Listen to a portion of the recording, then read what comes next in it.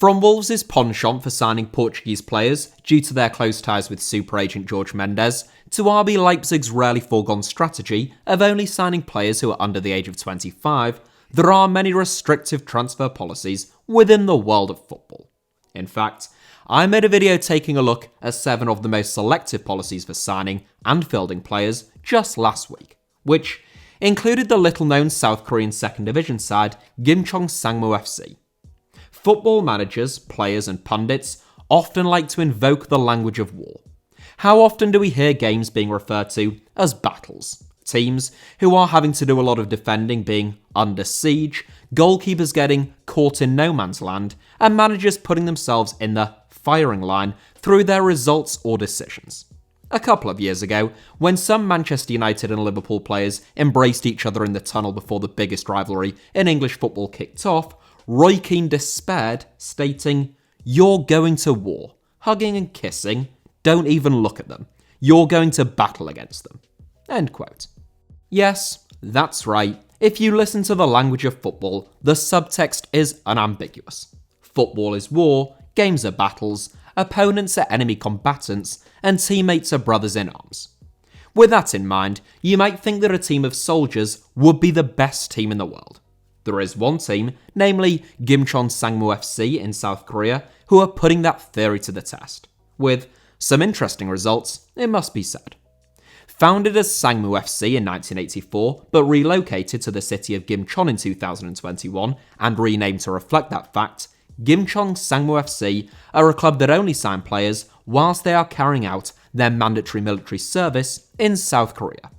It means that their players are all technically active military personnel whilst playing for them, resulting in a rapid turnover of players at the club as new players begin and end their military service every 6 to 12 months, along with some unusual quirks that are pretty much exclusive to Sangmu within the world of club football. Yes, this is a pretty interesting one, or I think so at least. So sit back, relax, switch off from the outside world, and join me on a journey to the small mountainous city of Gimcheon, just south of central South Korea, as we go on a journey from the kingdom of Chosun to the bright lights of South Korea, and one of the most militarized regions on earth, in order to explore a football club that has long taken advantage of that fact, attracting some of the best players in South Korea who have little choice but to sign for them, in a video that will explain why so many South Korean players return to their homeland while still wanted in Europe, why there may soon be a coming crisis with regards to the number of soldiers in South Korean football, how that could be fixed, and whether that is actually likely to happen. Korea, or the Korean Peninsula, as you might have noticed, is a region divided. In truth, Korea has spent much of the last 1,000 years either divided, disputed, or occupied, whether that be by domestic kingdoms and states, becoming a vassal state of the Mongol Empire, or essentially a colony of the Empire of Japan. Korea is currently divided into 2 sovereign states though, namely North and South Korea, as they are commonly known, or the Democratic People's Republic of Korea and the Republic of Korea to give them their official names.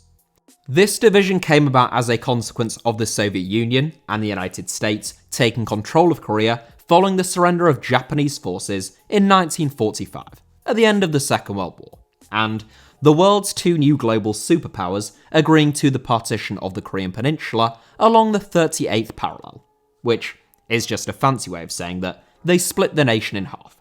This was supposed to be a temporary measure until Korea was reunited, but backed by 2 separate superpowers pushing inherently opposing ideologies, as you will likely know, 76 years on, Korea still has not been unified, and doesn't appear to be any closer to doing so now than at any other time in the past.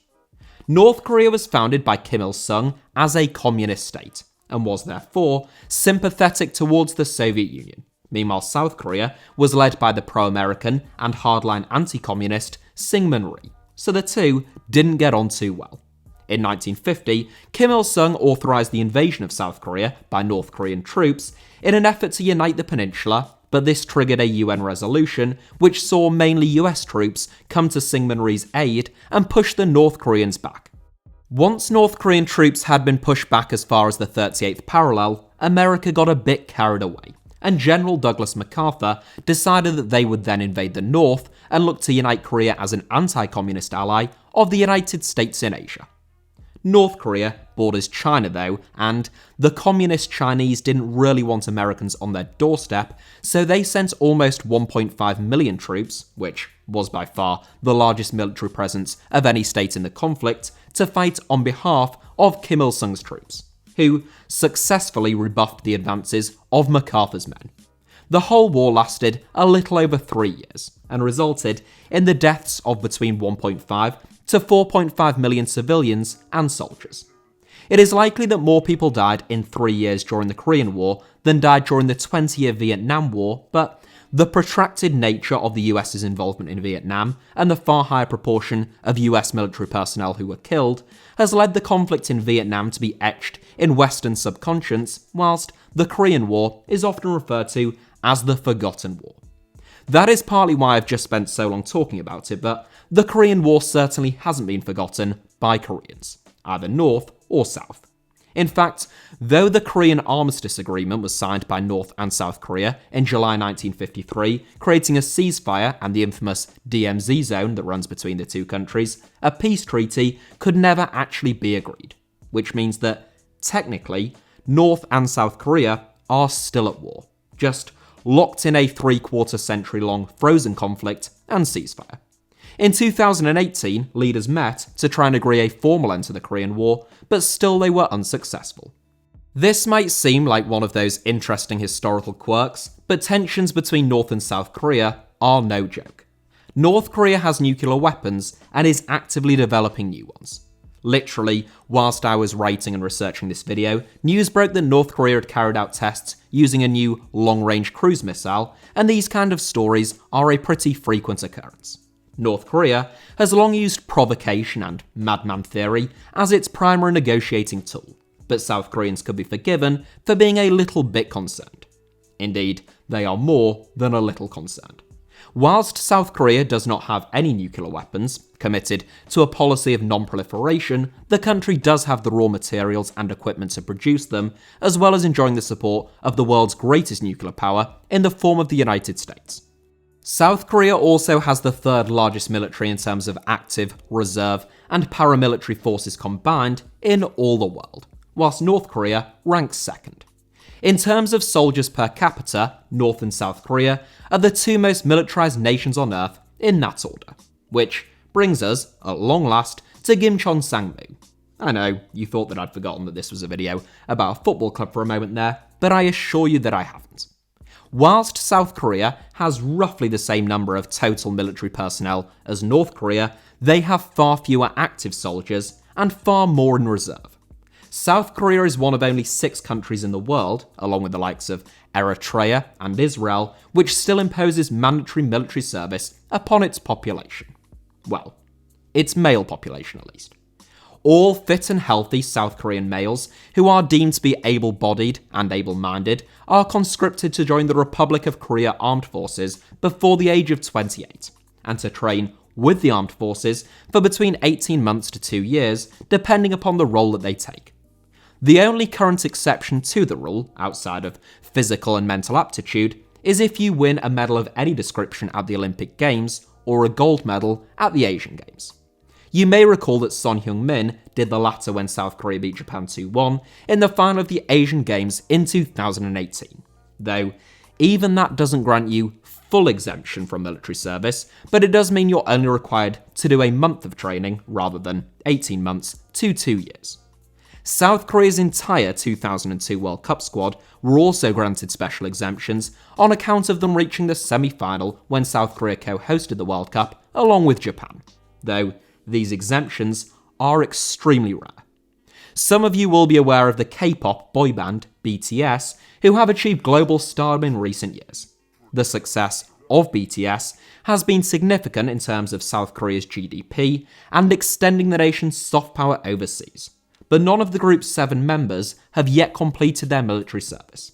They have previously been given special dispensation to push back the date of their conscription on account of their success, but South Korean officials now find themselves in a bit of a sticky situation, because they neither want to withdraw BTS from public life whilst they are of such economic and cultural importance to South Korea, but nor do they want to be seen to relax the rules of conscription or to begin what might be considered a slippery slope of future relaxations.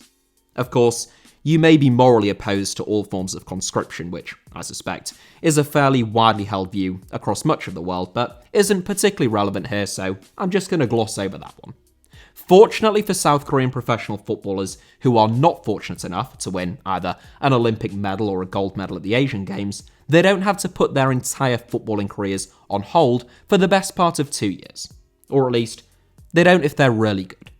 Ever since their founding in the 1980s, Sangmu FC have been the club of conscripted South Korean professional footballers and has been owned and operated by the Korea Armed Forces Athletic Corps. The way in which it works is that every 12 months, or previously and until quite recently, every 6 months, the club accepts a fresh influx of players who have begun their military service as those who have completed in their training depart. On average, Sangmu recruits around 18 new players a year, thus maintaining a squad of roughly 30 to 40 players at all times. Many more than 18 professional footballers from South Korea begin their military service each year, which means that the club has to be very selective, and many players miss out. Those who don't make the cut cannot play for any other K-League, K2, or K3 League teams, meaning their only route to continuing to play football is by joining a semi-professional K4 League team, typically whilst carrying out some other form of work during the day, since they won't train 5 or 6 days a week like the professional players in Gimcheon. South Korea has some unusual contract laws when it comes to professional football, and whilst the best comparison in terms of playing for Gimcheon Sangmu is to imagine that players are on loan with the club, that isn't strictly accurate. The way in which it actually works is that a player's contract is immediately suspended when they enter the military, and they then sign a temporary contract with Sangmu. Once they have completed their training, their contracts with their parent clubs are immediately reinstated. So, imagine you signed a 3-year deal at, say, FC Seoul, but after 12 months you begin your military service and are accepted by Gimcheon Sangmu. Once your military service is up, let's say, just for the sake of argument, 2 years later, you still have 2 years left to run on your FC Seoul contract, and you return to the club as normal. Now, if you're not contracted to a K-League club, let's say you're playing in Europe in the Premier League or the Bundesliga, you will not be able to play for Gimcheon Sangmu, and would therefore have to join a K4 League team instead, should you wish to continue playing football. That would obviously be a pretty drastic change from playing football at the highest level to playing in the 4th tier in South Korea as a semi-professional, which is why most players will engineer moves back to South Korea from European teams before carrying out their military service, in order to continue to play at least at a professional level. When you join Sangmu, your parent club no longer pays your salary, and instead, you receive only the standard military service salary like any other trainee soldier, though Sangmu do pay some performance-related bonuses to top up players' pay packets. For the better paid players then, conscription means a huge reduction in earnings. Gimcheon Sangmu's unique selection process leads to some unusual quirks that are pretty much exclusive to them within the club game. Because the pool of players available to them is not decided by the club themselves, it is obviously not the case that they have an equal distribution of talent across the pitch each year. Most teams, if they are a little lacking at right back for example, will look to sign a new right back. But Gimcheon might have 4 K-League quality goalkeepers available to them one season and none the next. This season, Gimcheon boss Kim Tae-wan has alluded to the club lacking strength in midfield compared to other positions. It leaves the club with a dilemma each season over whether they pick the best players available to them, regardless of their positions, or try to assemble the best squad with a balance of talent across the pitch, leaving perhaps some more talented individuals forced to drop down into the semi-professional game by misfortune of the year in which they were conscripted. Gimcheon manager Kim Tae-wan, who I mentioned there, has a long-standing relationship with the club. He first joined Sangmu whilst doing his own military service back in 1995, before returning as a coach in 2002. Tae-wan spent a year with Sangmu as a fitness coach, 12 years as a first-team coach, a single season as assistant manager, and he has been the team's head coach since 2017. One of the most highly regarded coaches in South Korea, Tae-wan is a smiley disciplinarian who likes his teams to be well-drilled and well-organised, befitting of their military status, but is also a very positive character, who wants to see his players play football with a smile on their face during their brief stint playing under him. In the past, he has talked about the contrast between players who join Sangmu and spend the entire time with one eye on the clock, waiting to leave, and those who come in looking to enjoy their football and continuing to learn. There have been a number of players who have joined Sangmu at a time in which their careers look to have been stagnating, only for them to enjoy a renaissance with the military side, returning to their parent clubs as more confident and established players. It is worth noting that Sangmu are a strong team. Up until 2002, Sangmu were a nomadic team without a permanent home. But after South Korea co-hosted the World Cup with Japan, they hatched a plan to turn the military team into a semi-permanent side who would be given a base in a city that didn't have an established football team for roughly a decade, growing local support and infrastructure until a local team could take their place, and then Sangmu would move on to a new city and start the whole process off again. Sangmu's first home city was Gwangju, where they moved into the Gwangju World Cup Stadium in 2002, becoming Gimcheon Sangmu FC. They spent 8 seasons in South Korea's 6th largest city before current K-League side, Gwangju FC, took their place in 2010, and Sangmu moved on to the city of Sangju, a much smaller city which is not all that far from Gimcheon. Whilst the military team enjoyed their greatest success, playing under the Sangju Sangmu name, achieving a record-high 4th place finish in the K-League in their last season there, in 2020, they were unable to inspire a new professional team to take their place before moving on to Gimcheon this season. Their new location meant a new division. Sangmu, mandated to drop down into the K-League 2, despite the fact that their league finish the previous season would actually have been good enough to qualify them for the AFC Champions League had they not made the move. That meant that Gimcheon were big favourites to lift the K-League 2 title this season, with a fresh influx of talent deemed to be far too good for the second tier joining the club, but they actually got off to a pretty rocky start.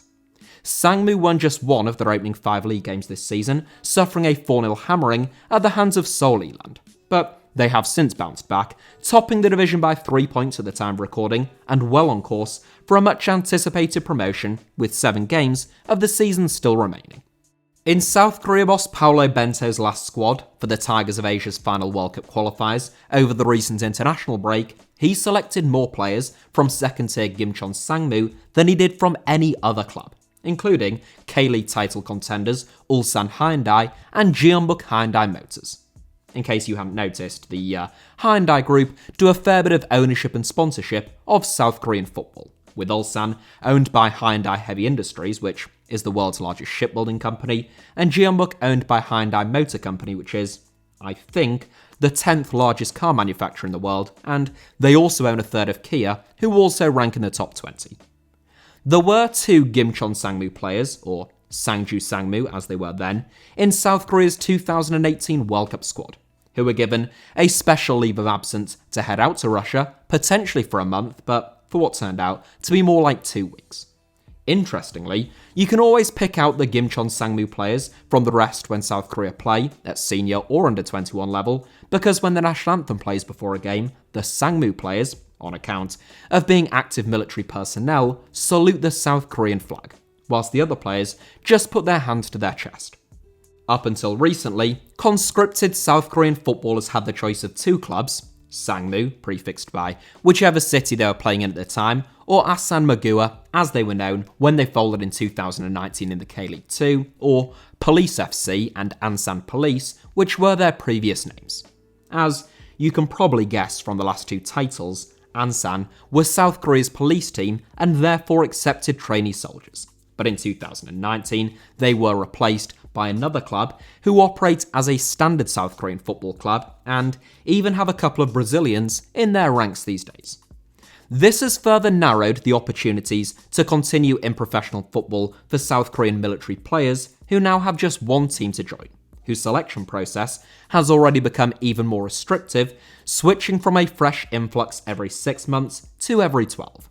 That was not club policy, but a rule imposed by the military themselves. What's more, if South Korea don't reach the semi-finals of the World Cup, win any medals in men's Olympic football, or gold at the Asian Games over the next 3, 4, 5, or 10 years, you're going to be looking at an even larger and even more talented cohort of players looking to join Gimcheon, and inevitably, an even larger number of very good players missing out. Right now, the likely outcome is that player development will be negatively affected, and you will end up with a string of very talented players playing for semi-professional K4 league teams who will potentially become stronger than any K3 and maybe even a number of K2 league teams. It wouldn't be all that surprising to see some semi-pro K4 league teams going on miraculous runs to the latter stages of the Korean FA Cup in the coming years in numbers that have never previously been witnessed. Some people have suggested creating further exemptions, potentially creating some kind of coefficient system where players in certain leagues, say the top 6 or 7 leagues in Europe for example, are not forced to return to South Korea, but can instead continue their development in stronger leagues overseas, thus benefiting the development of South Korean football, its profile overseas, and the strength of the national team. The current system, whatever your views on conscription, is hardly conducive to the development of young players, particularly those playing at a high level overseas, and those who don't make the cut with Gimcheon and suddenly find themselves playing 4th tier football and not even training on a regular basis. There has been no movement from the powers that be on that front yet, but the removal of the police team as a second option for serving military personnel, along with the possibility of South Korea failing to win major medals at international level, could create a damaging situation which at least calls for some kind of solution. That is it for today's video, but before I leave you, I'd like to say a huge thank you to Michael, who lives in Seoul, writes for the website KLeagueUnited.com, and is a big fan of Soliland, a club who have had a couple of mentions on this channel in the past, but who he also wishes for me to call out as being the best team in Seoul, in his undoubtedly very impartial opinion, in return for him having helped me with much of the research for this video. So thank you, Michael, and good luck to plucky old Soliland for the rest of this season. And thank you all for watching today's video. I will possibly already be off work by the time this video comes out, but I have spaced out some videos for whilst I'm away so that you don't descend into a state of deep depression. I hope you all enjoyed it. Hit the like button if that was the case. Let me know your thoughts down below in the comments, and make sure you're subscribed, of course, and have notifications turned on for HITC Sevens. You can also find me on Twitter and on Instagram via the username @HITC Sevens on both, should you wish to do so.